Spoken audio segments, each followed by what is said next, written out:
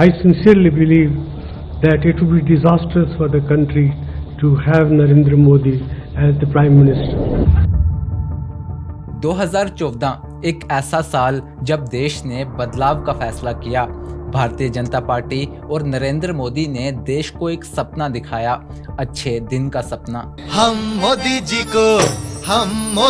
को लाने वाले हैं, अच्छे दिन आने वाले हैं।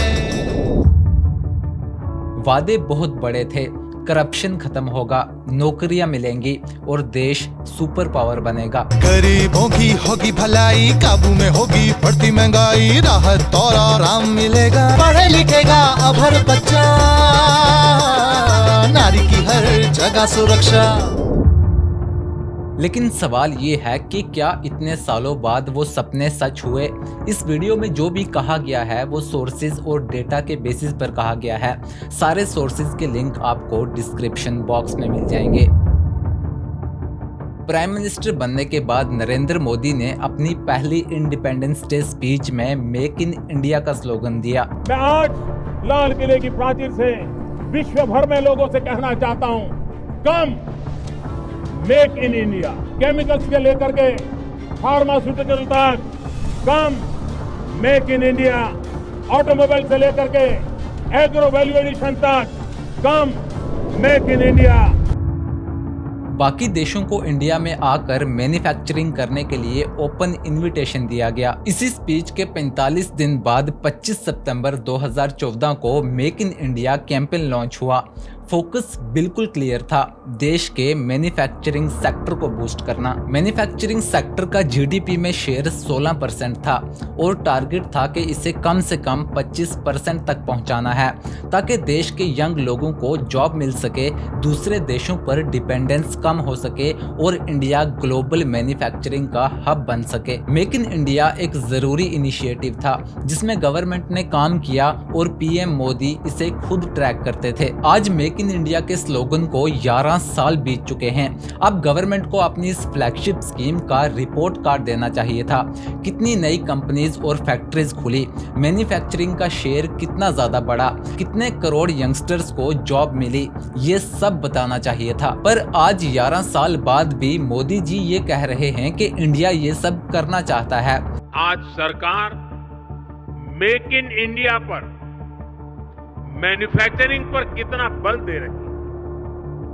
हम चिप से शिप तक भारत में बनाना चाहते हैं। करना चाहता है मतलब तो पिछले 11 सालों से मेक इन इंडिया के नाम पर क्या बना? मेक इन इंडिया का मेन गोल था मैन्युफैक्चरिंग सेक्टर का शेयर 16% से बढ़ाकर 25% करना, पर आज मैन्युफैक्चरिंग सेक्टर का शेयर 16% से गिरकर 13% तक पहुंच गया है। 11 साल बाद जीडीपी में मैन्युफैक्चरिंग का कंट्रीब्यूशन कम हो गया है और चाइना और दूसरे देशों पर डिपेंडेंस बढ़ गया है। 2014 में जब मेक इन इंडिया लॉन्च हुआ था तब सिंपल टारगेट था कि 2022 तक मैन्युफैक्चरिंग का शेयर 25% तक करना है। ये वही 2022 था जब फार्मर्स की इनकम डबल होने वाली थी और इंडिया $5 ट्रिलियन की इकोनॉमी बनने वाला था। लेकिन हर मास्टर स्ट्रोक की तरह मेक इन इंडिया की भी टारगेट डेट 2025 कर दी गई और अब 2025 में डेडलाइन को 1-2 साल नहीं बल्कि 20 साल आगे बढ़ा दिया गया है और अब हर चीज का टारगेट 2047 तक पहुंच गया है। और अगर आपने उससे पहले सरकार से कोई सवाल पूछा या कोई फैक्ट दिखाने की कोशिश की तो आपको देशद्रोही घोषित कर दिया जाएगा। मोदी सरकार ने एक फैसला लिया टेरर फंडिंग और टेरर अटैक्स को रोकने के लिए और वो फैसला था demonetisation. To break the grip of corruption and black money, we have decided that the 500 rupee and 1000 rupee currency notes presently in use will no longer be legal tender from midnight to night. लेकिन सच ये है कि demonetisation के दौरान 15.41 लाख करोड़ में से 15.31 लाख करोड़ वापस banking system में आ गए थे। मतलब 99.3% नोट्स वापस आ गए थे। लेकिन डिमोनेटाइजेशन का देश की जीडीपी पर लॉन्ग टर्म इम्पैक्ट पड़ा। एटीएम लाइंस और कैश क्राइसिस की वजह से कम 80 लोगों की जान चली गई। कुछ लोग बैंकों की लाइनों में खड़े खड़े मर गए और कुछ लोग एटीएम के पास हार्ट अटैक से, बैंक एम्प्लॉयज ओवरवर्क की वजह से मारे गए। हॉस्पिटल में लोगों का इलाज नहीं हो पाया क्योंकि कैश नहीं था। और ये सब झेलने के बाद भी अगर हम टेरर अटैक्स को रोकने की बात करें तो दिसंबर 2014 कश्मीर वैली अटैक, दिसंबर 2014 असम वायलेशन, जून 2015 मणिपुर एम्बुश, जुलाई 2015 गुरदासपुर अटैक, जनवरी 2016 पठानकोट एयरबेस अटैक, सितंबर 2016 उरी आर्मी कैंप अटैक, फरवरी 2016 पुलवामा सुसाइड अटैक जिसमें 40 से ज्यादा सीआरपीएफ के जवान मारे गए, जिसकी जिम्मेदारी जैश-ए मोहम्मद ने ली। 2020 से 21 में पॉलिटिकल वर्कर्स पे अटैक हुआ, सीआरपीएफ पे अटैक हुआ और सिविलियंस पे अटैक हुआ। 2022 रजौरी सुसाइड अटैक, 2023 रजौरी और पुंछ अटैक, 2024 रियासी बस अटैक जिसमें पिलग्रिम्स को टारगेट किया गया, जिसमें 9 लोग मारे गए। मार्च 2025 कठुआ इनकाउंटर, अप्रैल 2025 पहलगाम टेरर अटैक जिसमें टूरिस्ट को टारगेट किया गया और 26 सिविलियंस की जान चली गई। नवंबर 2025 दिल्ली रेड फोर्ट ब्लास्ट जिसमें 10 से 12 लोग मारे गए और दर्जनों के हिसाब से घायल हुए। 2014 में जब नरेंद्र मोदी प्राइम मिनिस्टर बने तो उन्होंने पूरे देश को 100 स्मार्ट सिटीज के आइडिया से एक्साइटेड कर दिया। अगर हम चाहें तो हम 100 नए शहरों का सपना आज देश की आवश्यकता के लिए कर सकते हैं। सपना हिंदुस्तान के 100 शहरों को शंघाई जैसा बनाने का। इस काम के लिए इतने पैसे दिए जाएंगे वो नहीं, ये अपने आप में एक बहुत बड़ा जन आंदोलन है। आप चाहोगे, हम सोच रहे हैं, आपका सुझाव है, हमारी योजना बन रही है, 2 कदम आगे। आप देखिए, देखते ही देखते स्मार्ट सिटी।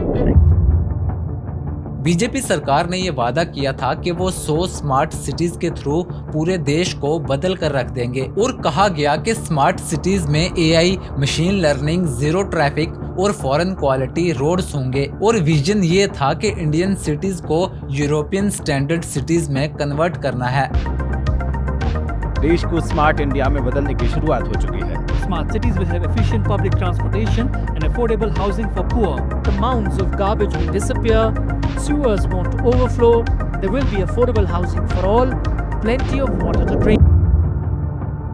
पर फन फैक्ट ये है कि 1.65 लाख करोड़ खर्च करने के बाद गवर्नमेंट ये कहती है कि टोटल अर्बन प्रोजेक्ट का 94% ऑलरेडी कंप्लीट हो चुका है। लेकिन सैडली आज हमारी सिटीज कुछ ऐसी दिखती हैं। From trains to flights, the city's heartbeat is paralyzed. Yeah, millions spend hours stuck in traffic, not building codes but burning fuel and time. It is different from the expectations built up in the selling of dreams.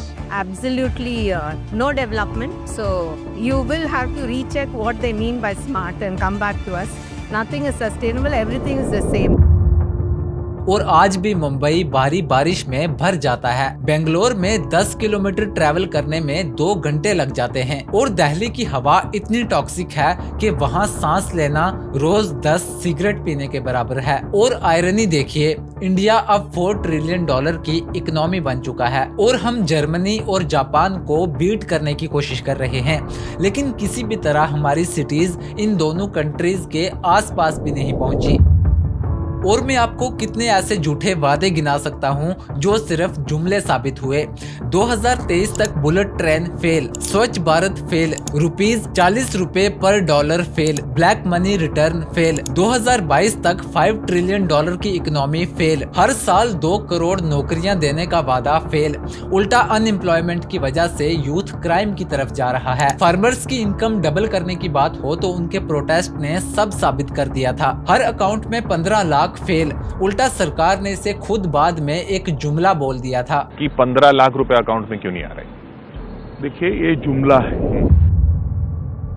2014 में नरेंद्र मोदी ने देश से एक बात कही थी कि ना खाऊंगा ना खाने दूंगा। और मेरा तो मंत्र है, न खाऊंगा न खाने दूंगा।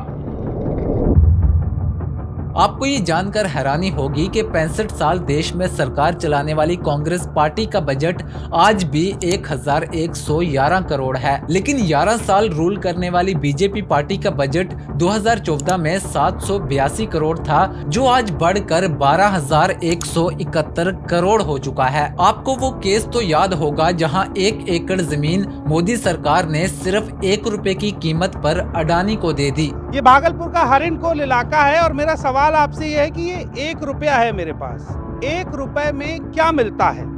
आपका जवाब होगा कुछ नहीं मिलता है। लेकिन अगर सैया भय कोतवाल तो डर काहे का। इसी हरिनकोला के आसपास इसी भागलपुर में सरकार ने 1020 एकड़ जमीन अडानी पावर ग्रुप को 1 साल के लिए 1 रुपए की लीज पर दी है।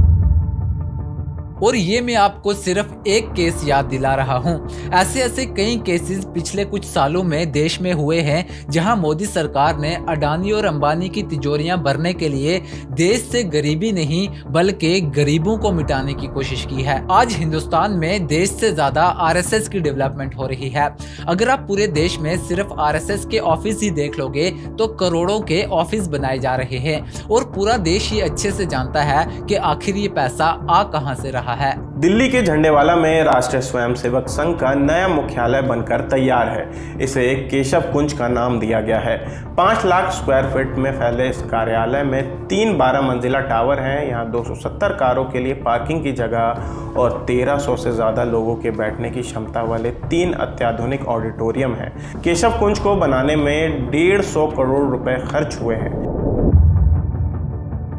देश पर लोन 2014 तक 55 से 60 लाख करोड़ था और यही लोन पिछले 11 सालों में बढ़कर 197 लाख करोड़ हो गया है और एस्टीमेट है कि 2027 तक यही लोन बढ़कर 214 लाख करोड़ तक पहुंच जाएगा। इस पैसे से मोदी सरकार ने कुछ सक्सेसफुल प्रोजेक्ट्स भी कंप्लीट किए, लेकिन जो काम करप्शन की वजह से फेल हो गए उनको भी नजरअंदाज नहीं किया जा सकता। लगभग 4000 करोड़ रुपए की लागत से बने हुए जेपी पुल में दरार आ गई। उद्घाटन के बाद पुल पर जैसे ही ट्रैफिक का दबाव पड़ा, पुल पर दरारें कुछ ऐसे दिखाई देने लगी हैं, आप देख सकते हैं।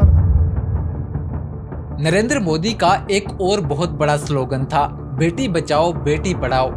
हाल के आंकड़ों से पता चला है कि बेटी बचाओ बेटी पढ़ाओ अभियान, लेकिन बीजेपी सरकार ने कितनी बेटियों को बचाया और कितनी बेटियों को पढ़ाया, आइए जानते हैं। Association for democratic reforms ADR की एक रिसेंट रिपोर्ट ने इंडियन पॉलिटिक्स की बुनियाद को हिलाकर रख दिया है। इस रिपोर्ट ने जब 4693 सिटिंग एमपी और एमएलए के एफिडेविट का एनालिसिस किया तो हैरान कर देने वाला मामला सामने आया। बताया गया कि 150 से ज्यादा नेताओं पर महिलाओं के खिलाफ क्राइम के आरोप लगे हुए हैं। अगर हम डेटा का डीपली एनालिसिस करें तो नतीजे हैरान करने वाले हैं।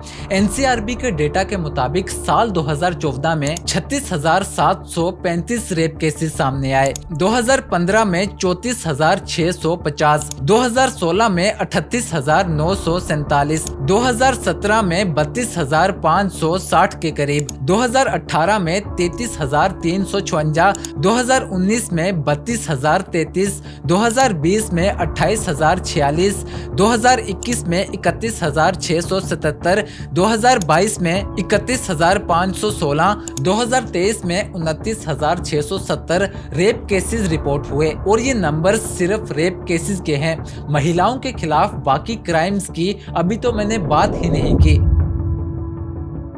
और रही बात बेटियों को पढ़ाने की, तो गवर्नमेंट स्कूल्स की हालत आप अच्छे से जानते हो। इसके अलावा देश के सामने अखंड भारत, हिंदू राष्ट्र, हिंदू मुस्लिम, बुलडोजर राज, मंदिर मस्जिद और लव जिहाद जैसी चीजें सामने लाई गई। अब इसके पीछे इन लोगों का क्या मकसद था, इसका फैसला आप करना। ऐसा बिल्कुल भी नहीं है कि पिछली सरकारों में रेप केसेस नहीं हुए, मर्डर नहीं हुए, स्कैम्स नहीं हुए, सब कुछ हुआ। पर बात यह है कि जो सरकार इन्हीं वादों पर जीती थी कि बेटियों को सुरक्षा मिलेगी, उसी सरकार के मंत्री महिलाओं का बलात्कार करते हैं और उन्हें जेल से बाहर लाकर हार पहनाए जाते हैं। जिस सरकार का ये वादा था कि काला धन वापस लाकर गरीबों में बांटेंगे, आज वही सरकार अपनी और अपने दोस्तों की तिजोरियां भरने में लगी है। और जिस सरकार का ये वादा था कि अच्छे दिन आएंगे, आज वही वादा 5 किलो राशन तक सिमट कर रह गया है। और अगर आपने ये वीडियो यहाँ तक देख लिया है तो आपका बहुत बहुत शुक्रिया।